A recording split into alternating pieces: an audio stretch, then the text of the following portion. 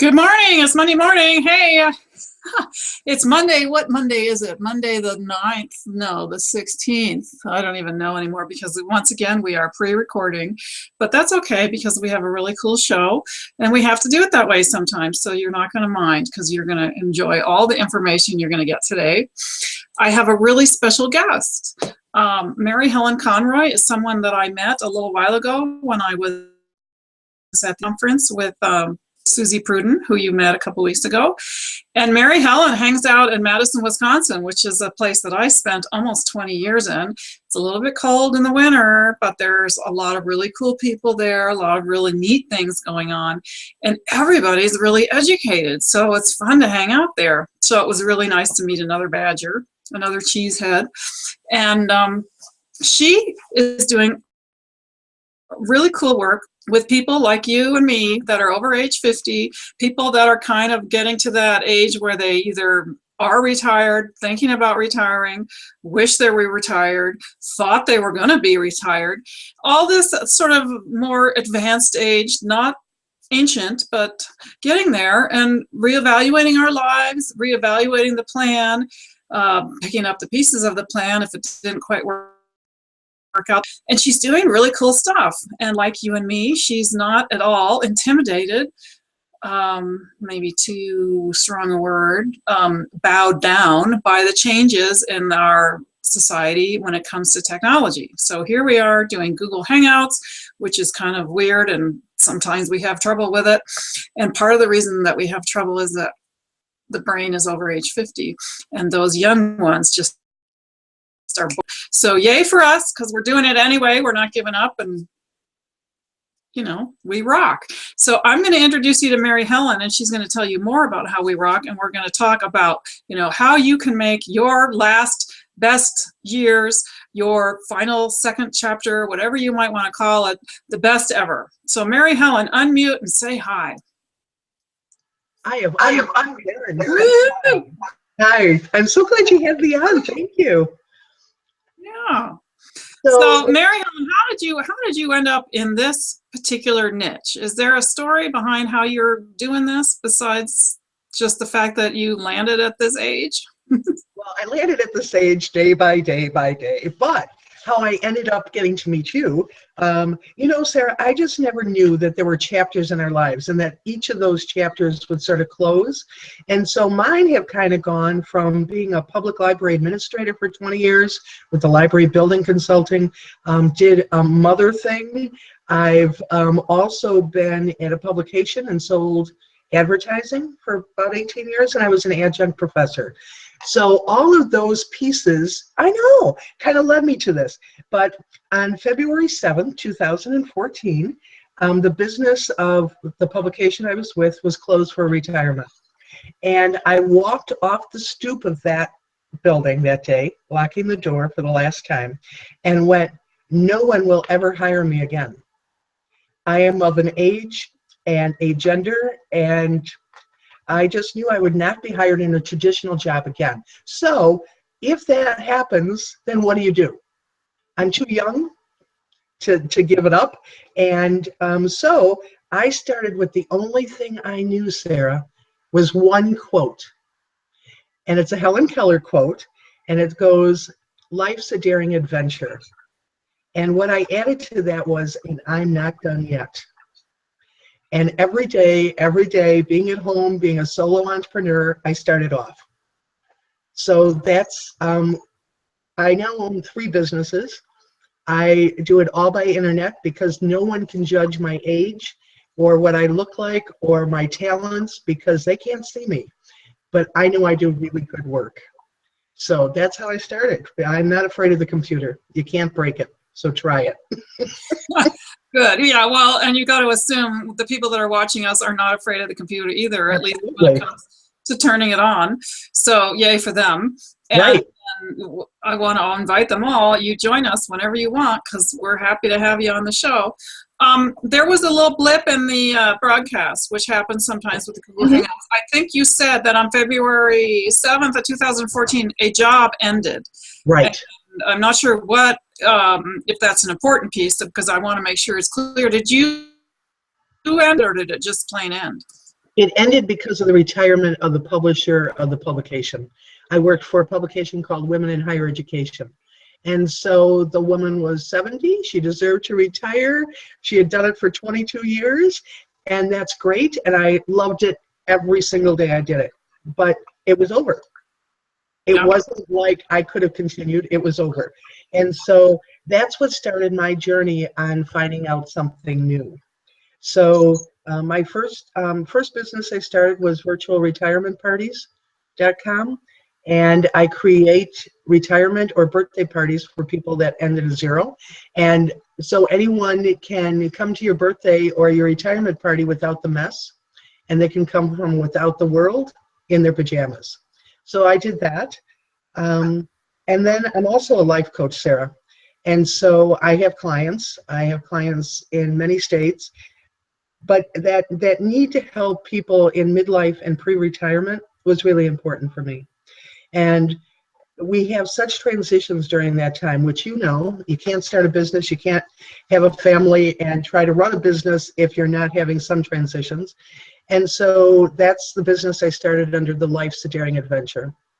And so I speak on that, and I do the coaching. But the fun one that I fell into that is amazing is this retireerebels.com. And it's retireerebels.com, ditch the rocking chair.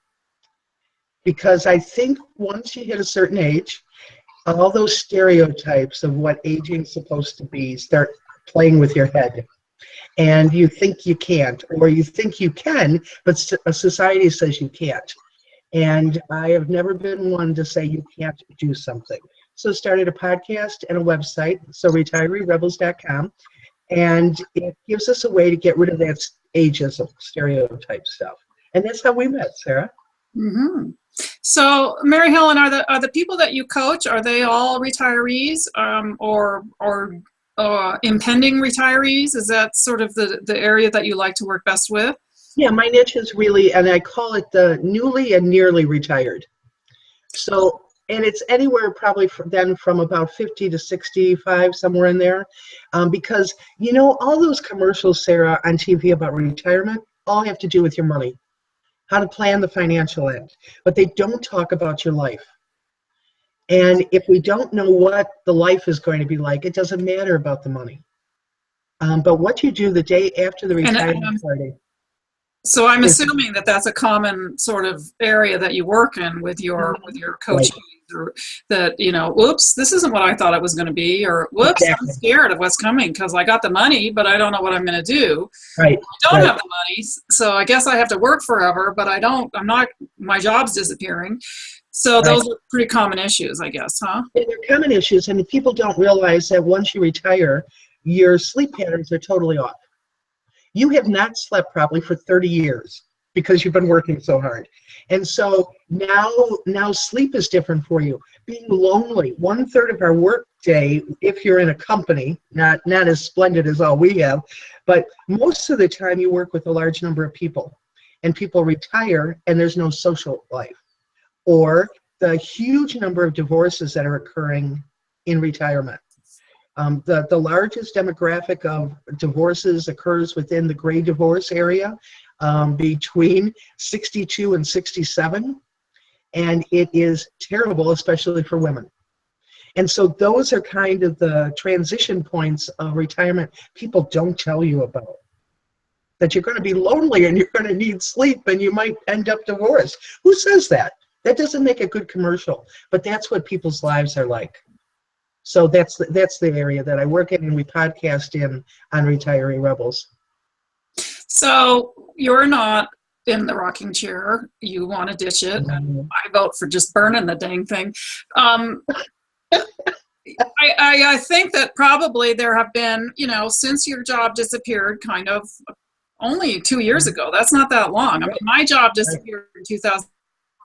And I thought I would have another job or something because I was too young to retire in my mind, whatever the heck that even means. But I have gone along and like you said, I'm not the right age to be hireable or employable. I'm not the right sex to be hireable or employable. And to me, I would like to add to that, nobody wants to hire me because I have kind of an attitude now. I'm like, I want to do work that excites me, that I feel like contributes to the world. I don't want to do a lot of boring stuff. Sorry. It's just kind of, I think I'm not employable anymore, mostly because of those kinds of things. Obviously, I can work, and I do work off and on, but I'm way more excited about building my own projects, my own businesses, the things that I think I can make an impact on the world with. And I think that's kind of what you've been doing too, develop like 4 businesses. And, how did you do that? Because there's people out there watching that are just beginning to put their little toe in the water and the idea of like, maybe I'm going to remake my life. What's that going to be like? How am I going to do that? I'm scared. Oh, what? It is scary. I got to say, I sat in front of HGTV for a while and stared at the screen. I decided that I had the business name, Life's a Daring Adventure, and I went to Vistaprint and I ordered business cards. And then I went to a group in town, which is the Wisconsin Women Entrepreneurs. And I got to tell you, Sarah, I wanted to throw up in the parking lot. I figured I'm entering this room with all these wonderful entrepreneurs that know so much, etc. And who am I to even walk in the door? But you know what? The ditch the rocking chair thing, I figured out, means you ditch the rocking chair by walking out of your door. And if you can walk out your door and say hello to somebody else, that's the best thing. So I just kept going. I made promises to myself. I would go to 2 meetings a month and listen to what they had to do and just keep learning and getting on and going to, free webinars. I would listen to this like crazy. You're now on my like thing. So it is, but it is opening your mind, your heart, and moving towards something or with somebody. One of my crazy things, my crazy thing was I made a pledge to myself about 50 cups of coffee, that I would meet 50 different people over a cup of coffee and just find out what I could learn from them. It wasn't about contacts. It wasn't about coaching. It was about getting out of my house, meeting somebody, and learning new things, and to find out what they had to teach me. It was wonderful, and I still do that. So, Sarah, when you're back in Madison, it's coffee time. It's coffee time? It's coffee time. It's coffee time. But good. So 50 cup challenge. Yeah, I know. 50 cup challenge. Right. Well, and that would be a great first step for anybody, that's listening or that you coach, that you don't know where to start. Well, just take my 50 cup challenge, or even take my 10 cup challenge. Exactly. And let's see, with no agenda. Right. It's not about selling somebody something. It's not about, I don't know, selling them. That's the only agenda I can come up with. But about finding out what they're about. And geez, you could write a book every time you completed 50 cups. This was the last 50 cup challenge. These are all the. So that's a great tip. I love it. Yeah, and you don't have to drink all the coffee in one day. No. In fact, somebody said, "Are you going for the Guinness Book of World Records?" I went, "Oh no, it wasn't 50 cups at one." No. Even I couldn't do that. But it has opened me up to people I would never have met. And so it's in some of those social networking groups. When you pass my networking, when I go to a group, it's always just to meet 2 people.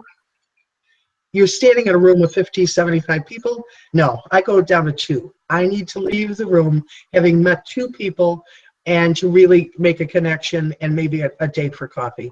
I will get to the other 73 later, but just to make connections, it's on the one-to-one sort of thing. So that's my plan on networking, at least. And then I took my pile home. Yeah. Is getting out and meeting people kind of one of the top highest things that recently retired people are struggling with? Or, because we can go on and on about just that. How do I ask somebody that I've just met to have a cup of coffee with me? That sounds scary too. Mm-hmm. It's definitely one of them. And, I think it depends on what kind of, style you are. Again, I'm a life coach and I do some of those personality test things. But if you've been a CEO for 30 years, you need to be able to look towards things that could give you the same kind of high or the same kind of benefit you got from that. So a CEO might want to look at different boards in their community. Do they want to be on the Friends of the Library Board, the Humane Society, a church group? Where do they want to use their talents now in a leadership kind of operation? If you're more the accountant person, you really like a lot of information. You're going to be reading books on retirement. You're going to be reading articles on retirement, probably till the cows come home. And you need to be able to, once in a while, stop doing that and put that into action. But people that really are much more linear, that they have their to-do list for the rest of their lives, and now they don't need a to-do list, it's very scary. So those people, I recommend doing a to-done list, so they can still make a list, but it's not the to-do list anymore as a retired person. For those that are sociable and those that have always needed to have people over the water cooler to talk to, and now they're gone, they need to get out and do the networking. They need to talk to other people. Go to a coffee shop and say hello. It's scary as heck. But some of my coffees have been really just there. I've seen somebody sitting at another table alone. And I walk up and say, I'm alone too. Do you want to share the cup of coffee? And see what happens. So they need to put themselves in social places. And then the fourth style is kind of the crazy risk taker. And I think a lot of your MoMA people are there because we're starting something new. And for those people, it's the spaghetti throwing. You know, I could probably sell a paper bag 9,000 ways just because my brain works like that. But those people need to have risk taking. They need to be able to meet other risk takers and to really kind of get out there. So it depends on where you used to get your, your support, your wonder why you liked work, and look at that and see how you can adjust it now in retirement, because there is a place for you. Do you have guidelines or keys or tools to help people figure that out? Because I think sometimes they may not know. Where did I used to get my kick out of work? Right. If they email me, go to the website, sign up, and leave a comment there. Also, my email address is rather easy from that. Mary Helen at retireerebels.com. So Mary, M-A-R-Y, H-E-L-E-N, at retireerebels.com. And certainly I'd be happy to share with them that personality test and to see that. But it's been really interesting working with my clients that you need to look back. I do kind of a three approach. It's called review. So you look back and what were those things that gave you passion? What did you enjoy doing? All of that. Retreat. Give yourself time. Give yourself time. Everybody thinks they're going to retire and start the world on fire in a month. It ain't going to happen. It might be, it's a 3-year transition. It's a 3-year transition after retirement. And then you can do the reinvention. So that's sort of my 3-prong kind of approach. Thank you. And for all the Momo people out there listening, she said that we're spaghetti throwers. Yes. In case you didn't know. I got some right here I could start throwing. But that really does resonate with me. I mean, and when I look at what you've done too, I've done a heck of a lot of things since my job disappeared, and some of them have stuck Right. to the wall like the spaghetti, and some of them haven't. And that often makes me feel like I'm kind of scattered. But at the same time, there was just a lot of trying on of different things, and not the best, and which ones worked and which ones did I enjoy and could see myself doing for a while. Right. So I think you have a really cool story. I know you just completed a pretty big radio interview, and I think that I had no idea that a couple years ago you would be doing something like that. And that's the kind of success that our people at home want to know about. Hey, I'm working hard at this thing. Is there going to be a really that shows up? Will you tell them about what happened? Well, on the retireerebels.com, I have a co-conspirator, as we call each other. And Carol Larson was 30 years in Wisconsin Public Television. She's got an NPR voice. I mean, when I listened to her the first time, I went, oh my God, you have to do podcasts. And she said, I'm not doing one without you. So that's why we do it together. And so I encourage people to go in and listen because they're good whether you're retired or not. But we have had the opportunity to be on our local TV station with Retiree Rebels. And we've been twice now on the Larry Miller Show for Wisconsin Public Radio. It's if anybody had told me that a podcast that I would have created and run 3 websites, that I get to meet you at a mastermind for a book publishing thing, and to be on public radio, I would have laughed and laughed and laughed. And I think the sense of humor necessary to be an entrepreneur these days is huge. And so some days I look in the mirror and go, why are you doing this? But then other days, like today, this is cool. This is cool. So that's what, we have very little time and energy left as we go to retire. I say that when I was 19, I acted as if I had the rest of my life to live. And I did. But you know what? At 64, I have the rest of my life to live too. And I can either be in that rocking chair or I can be talking to you via Google Hangout. Which would I rather do? Yes. So that's how I wake up in the morning, Sarah. It's like the rocking chair or Sarah and Google Hangout. So it's the choices and the amount of time and energy I've got left. I want to leave something for somebody. And that's what you want to do too. Yeah, well, I just applaud it completely. And for those, again, that are watching, this is the first Google Hangout that Mary Helen's ever been on. Mm-hmm. She got into it about 3 minutes before we went live. So, yay! You can do it. If I can do it, she can do it. I know you can do it too. You just got to keep putting one foot in front of the other, and that's how you make progress. Yes. So, where are we at? We've got, about 8 minutes. Is there a special thing you wanted to make sure you share? I want to let you know, Mary Helen, and everybody else, that all of the podcasts and all that stuff, I'll make sure that if you're looking for Mary Helen, you'll be able to find her when you go to the YouTube channel or when you go to Monday Momentum website, because we don't seem to have our lower thirds again this time. We don't know why. But what else do you want to make sure they know? Coming from my librarian background, my teaching background, life is a journey of learning things. That's what it's all about. And so, did I know Google Hangout? No. Did I look at things before I got to talk to you, Sarah? Absolutely. I was just on a webinar about a new way of doing my email. Okay, so I sat on the free webinar for an hour and took notes. If you need something, it's out there. We live in a time right now that it's information explosion. But if you need to contact me, I'm happy to share the journey as well as things that I've learned along the way. What I've really learned is that I started with the right thing. I started with that quote of life's a daring adventure, and I am not done yet. I have no idea where the rest of my life's going to go, but I do know it's my choice, and I can learn whatever I want to learn, whether it's geeky or not.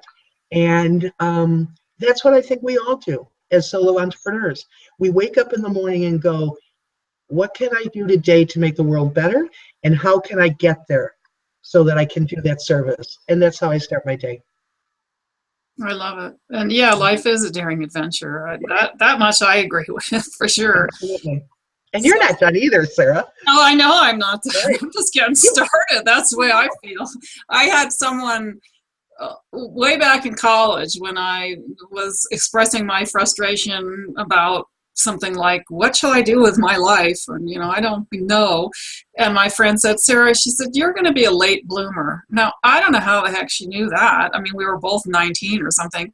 Right. But I sure think about it a lot, and I would love to track her down and say, I don't know, if that just came out of your mouth for something to say, or you really had some inspiration, because I think you were right.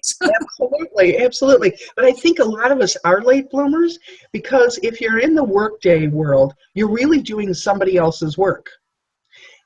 I'm not doing anybody else's work anymore. It's my work. Yeah. It's my work to do the podcast and help retirees know that there's a world out there of retirement. It's my thing that I can create a virtual retirement party so somebody hears the words before they're dead about how their life rippled others, and that I can speak to, hundreds of people and life coach people to say, your life is not over. How can we help? So it's my choice of life now and my choice of work, and that's what entrepreneurs do well. They choose. And yeah, so that's what I do. Yeah, and I think everybody has that choice, of course, and working for someone else can be perfectly in alignment with whatever your vision for your life is. But it's wonderful, like you said. I mean, in this day and age, there are so many choices and there's so many cool things going on. Just what we're doing right now, it's like the Jetsons when we were growing up. Are you kidding? Someday I'll be able to talk to somebody and see them at the same time, and they'll be 2,000 miles away. Right. Oh my gosh, and I say that all the time. This is the coolest time to be alive.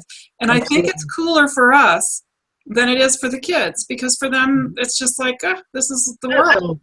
And they can't communicate with us about their reality very well sometimes because it's so different. But for those of us that remember what it was like when the phone was attached to the wall and you had to stand there to talk on it, I mean, it's just so cool. And what's next? And so, and you know what? I really laugh because the one thing, I'm an empty nester. So, and I know that's not true with you, but I do know that I still even have one more job as a mother. I mean, both of my boys are on the West Coast and doing really well.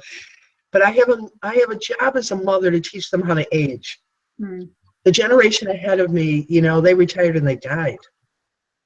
Or they were in the rocking chair. I've got to teach my kids, my two sons, that there is a world ahead of them when they get there, and to start playing with it now. What do they like doing? So that's my thing. Life's a daring adventure, and I'm not done yet, Sarah. So we'll keep talking. Yeah. Okay. Well, there you go, Mary Helen. Her life is not done yet, and she's having a daring adventure, and I'm so glad to have met her because I feel the same way. Go Rebels. Yeah, Rebels. Go Rebels. So normally I would be saying, here's your lower third, but we can't do that now. So I'll just say, Mary Helen, why don't you say goodbye to everyone? If there's any last thing about your emails or whatever, the virtual retirement and birthday party, this is a way for people from all over the country, world, whatever, to hook up with you when you retire. I want you to say a little bit more about that because I think people might be wondering. Okay. The three businesses that I've spaghetti thrown is the retireerebels.com. And again, my email address for any of these adventures is maryhelen@retireerebels.com. Okay, got that. That is a series of podcasts that talk about retirement.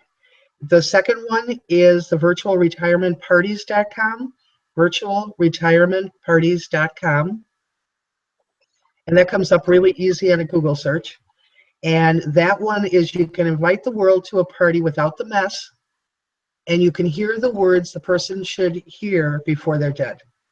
So after I've done a couple for HP, and those gentlemen were 40 years in, and they had 100 comments from people all over the world. And they knew that their life made a difference. And I go to bed really thinking, well, that night. And then the third one is life'sadaringadventure.com, and that's my life coaching and speaking. I love doing both. And so those are them. Does that help, Sarah? That helps. Thank you so much. I just want to make sure I have it right. And I love the fact that you can go to sleep at night knowing that what you did made a difference by helping other people know that what they did made a difference. I think it's a wonderful, nice little cycle that's going there. So we're done for the day. That's Monday Momentum, and that means now it's time for you to get up and get to work on whatever it is your project is. You're working from home, and maybe you're getting distracted once in a while, or maybe you're getting discouraged and lonely. That's why we're here, to tell you that what you're doing matters. Your dream is important. It's probably the most important thing, and you need to keep chasing it, even if sometimes it's just little baby steps. So get out there, get to work.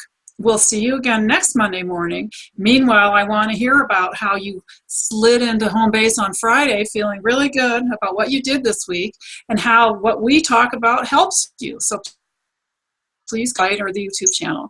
And we will see you next week. Have a great week.